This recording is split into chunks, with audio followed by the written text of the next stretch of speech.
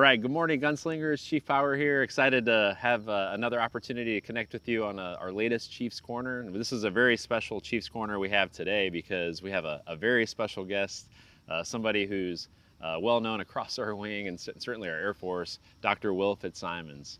Dr. Fitzsimons, sir, thanks for joining us today. Before we kind of really start, would love to maybe hear a little bit more about who you are and what you do for the wing, sir. Sure, absolutely. So I am the Director of Analysis and Assessments for the wing. So I lead the wing's A9 directorate. So that, it's looking mostly at analysis, assessments, and lessons learned for the operations that we conduct, as well as the organize, train, and equip functions that we offer to the force. And really, I'd say the key point I want to make about that is that we as gunslingers are doing a lot of things on the tactical edge, coming up with ways to get after our mission that are in some cases new, have never been done before. And as the A9, we're really interested in making sure that we build processes that facilitate learning across the organization, sharing of information, so that we can all get better together and strive towards being the most lethal Air Force cyber mission force that we can present. Absolutely. Well said. We certainly are a learning organization, and taking the time to certainly go through that debrief, and being a debrief culture always allows us to get better. And you're like the nexus of that as our director of our A9. And quite honestly, there's not a lot of A9s at a wing level across the Air Force. And I get a sense that our higher headquarters sometimes really appreciates the work you do, because it's certainly for our wing, but a lot of times they lean on your expertise for the Air Force. But before we get into some of that expertise that they leaned on, if you could help highlight when you first came to the wing, what position were you in when you first came to the 67th? So I actually came to the wing as the historian, the wing historian. In a past life, I was getting a PhD at Northwestern University, actually in ancient African history, and in that role, I was reconstructing ancient African languages and writing about how we can learn from language to see the development of social change over hundreds of years. So quite different from the mission that we do here.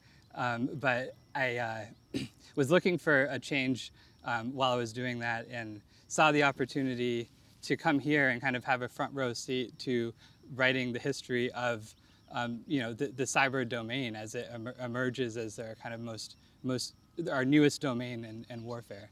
Absolutely. And it's just been an incredible opportunity. Once I kind of got my feet on the ground and started to learn about our mission space and everything from just basically how the internet works to what are the missions that we conduct in the domain, it just was unbelievable, the amount of innovative, just brilliant things that our gunslingers are doing on a day-to-day basis across the force.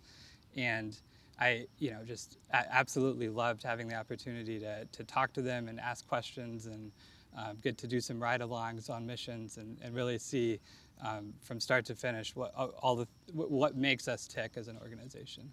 Absolutely. Yeah, I know when I got to the wing about a year ago, thankfully I got to know you very, very quickly, and you helped me kind of quickly understand just how important and critical this mission is to national security. Like you mentioned, the cyberspace domain is a warfighting domain, and we do it in, from, and through cyberspace as gunslingers across the entire globe. And what an incredible journey, beginning as a wing historian, and who, by the way, at the time, you were recognized as the ACC Historian of the Year a couple of years ago, and then kind of transitioning on to our A9 to do analysis and assessments. Interestingly, history-wise, today we're sitting in front of one of our wing kind of heritage important pieces that are near and dear to us. This is an RF-4 Phantom. Could you talk a little bit more about the RF-4 Phantom? Sure, absolutely. So the RF-4C Phantom was for decades the kind of mainstay of the 67th Tactical Reconnaissance Wing, back when we had a flying mission throughout most of the Cold War. we had a mission originally kind of to train on it and to develop TTPs for using it for tactical reconnaissance, and then flew it in some real world missions later during the Cold War, for example, in Grenada, and then eventually in Desert Storm as well. So it's there are a handful of aircraft that are kind of central to the heritage of the wing. The RF-4 is one of them. The other is probably the P-51 A-26 and or actually B-26, and the RF-86 Sabre. So, yeah, it's definitely an important piece of our heritage. We were the leader of using the F-4 for tactical reconnaissance for probably 2 or 3 decades in the Air Force. Wow, yeah, it's incredible, and I love how you say, back in those days, gunslingers were establishing TTPs with the operations they did on, weapon systems like the RF-4 Phantom, and then now in cyberspace, we're continuing that legacy, and there's times when we establish TTPs, and we're very innovative in our nature to get the mission done. Yeah, there's a direct line I think you can draw from even before the RF-4 days, the photo mapping of northern France in support of the D-Day invasion, which just required the development of whole new ways of doing tactical reconnaissance that nobody had ever thought of before. And we needed to do it to get that mission done. And there's a direct line that can be drawn from that throughout our history, I think, to what our gunslingers do every day now. Oh, yeah. It's interesting that, the RF-4 Phantom went into production in 1959. It served for many years, many missions, but 1959 was also the same year that the Air Force decided to stop producing warrant officers. So we shut down the Warrant Officer Program for the United States Air Force in the late 1950s, and here we are 65 years later, and the Air Force is getting ready to start producing warrant officers again. And you had a critical role in that, Dr. Fitzsimons. We talked about your role in the wing as our A9, as our director of our A9, and then the Air Force quickly, like we already knew, the Air Force understood just how incredibly gifted and talented but invested you are in our mission and our understanding, and you were quickly called upon to support an Air Force initiative of standing up this program and doing the research and helping us understand it better. Could you talk to the Warrant Officer Program and kind of what we should expect with that? Yeah, sure, absolutely. So I'm not the only one that will say this, but many have said it, made the observation before, but over the years, we've talked about force design of the cyber mission force and how do we, what are the skill sets we need, and how do we get the right people into them. And something that came up, off and on was, hey, warrant officers would be a great way to kind of to reward and retain the talented people in these key positions, such as kind of your master positions in different work roles. And so we had been talking about that as a part of force design within the A9 for quite a while. And then we, of course, heard the Secretary Kendall's announcement back in, I think it was January or February of this year. And very excited to hop on board. And of course, the warrant officers are first coming in the cyber and IT fields. And we are, as the organization that presents forces to the Cyber Mission Force and the Cyber Command, we're getting, I would say, the preponderance of the 17 Yankee warrant officers. So, I have to say, I really appreciate HAF A26 for the way that they've partnered with organizations at the tactical level to, just go back and forth and spend a lot of time in rooms, thinking carefully about where we want this first group of warrant officers to go, to have the maximum impact, and to be able to kind of, just retain and develop that exquisite talent that we have in the wing. So I think we have about, 20 enlisted members of our wing were selected for this first warrant officer cohort, and we'll probably be getting a bit more than that back. In terms of the new warrant officers who are assigned to our wing in the coming year. But it's a phenomenal opportunity to give people an opportunity who have been doing this mission for years and getting just really, really good at it, and give them a chance to stay on mission and to keep to keep doing that excellent work as a warrant officer and kind of focused on mission accomplishment, technical expertise, and mentoring those around them. Absolutely. Yeah. I kind of think of those comments that Secretary Kendall shared when we, Air Force unveiled this plan to start producing warrant officers after 65 years in cyber and in IT. But really, he described them, certainly probably calling back on his experiences when he was served in the Army.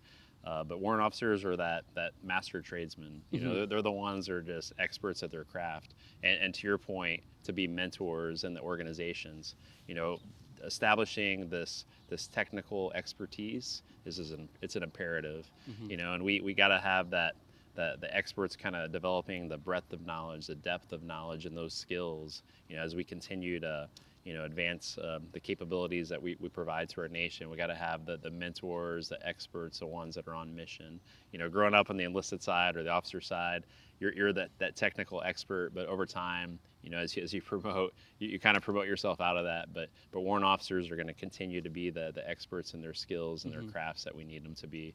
And I'm so thankful as an airman and certainly as a gunslinger, we're going to see the preponderance of them in our wing. They're going to leave our wing, and then former gunslingers that maybe were in our wing in the past, they're going to get a chance to kind of come back, and we're going to watch this warrant officer program stand up and be super successful.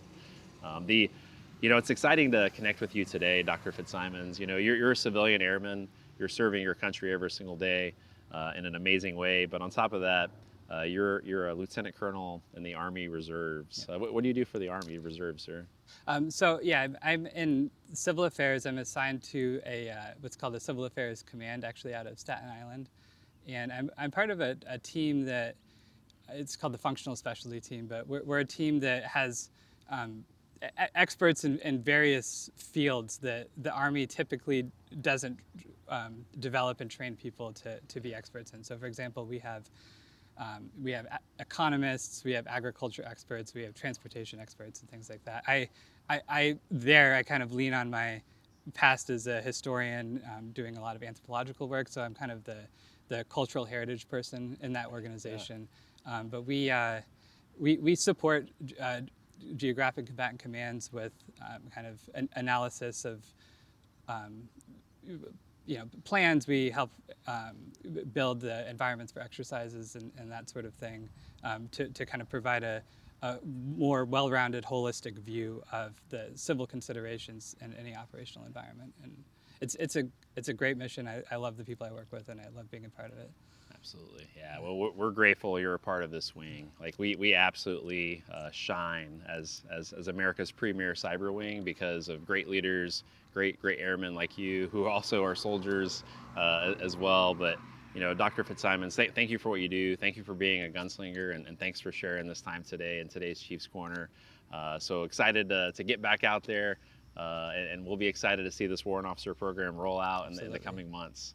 And as always, gunslingers, light them up. Light them up.